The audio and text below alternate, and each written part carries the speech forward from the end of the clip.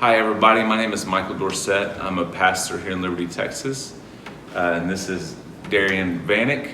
And we just wanted to share a story about how Darynne has been doing DMM principles here at our church and in our community. On February 6th, we had Paul Watson come to our church, and he led a training. And Darynne attended that training and immediately started putting those principles that she learned into practice.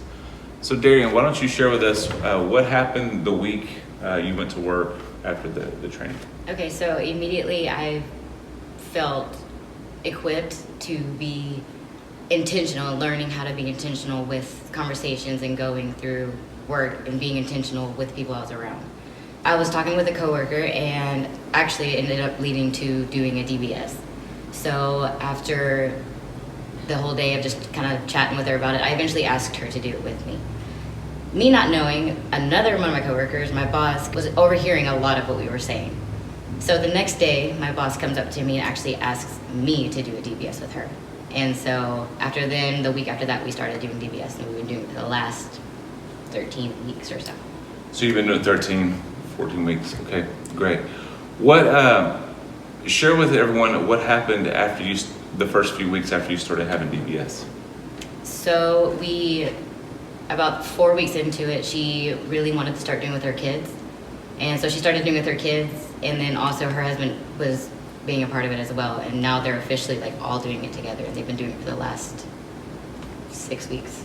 Wow. So you started doing DBS with her for a few weeks, and now she's multiplied that into her own, doing it with her kids and husband. Okay, if you don't mind, share the story with us that you told me that just happened when y'all covered Exodus chapter 20. Yes, so we were doing Exodus 20, and it was the 10 Commandments, and at the end of it, she was just telling me how she really just feels wrecked, and how she just feels so addicted to being in his presence. One of her I will statements was that she wanted to spend time with the Lord weekly, and it became a daily thing for her. So she just was telling how. So one of her I will statements during the process was she was going to get up, I think you told me 2 or 3 times a week. Yes. To spend time praying, but she ended up doing it every day. Mm-hmm. She ended up doing it every day because she told me that she has just become addicted to being with him. So, and this is you just did week 14 this past week. Okay. Now, share with everyone what happened when you got to who you're going to share this with, and then tell the story of what happened when she shared it. So at the end of Exodus 20, so she was going to go tell her Aunt Paula. So she went over there this past weekend, and not knowing to her, she was ended up being with her mom and several other family members. And in the middle of the conversation, she brought up from the beginning of Exodus to Exodus 20, and just brought them through the entire story, just all together. Wow, so she was able to share with more than one person because the family was together.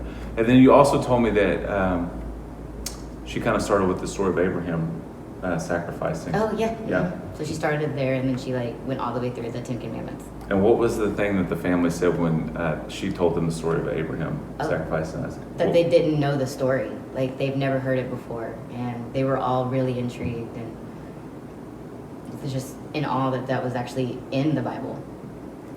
Awesome.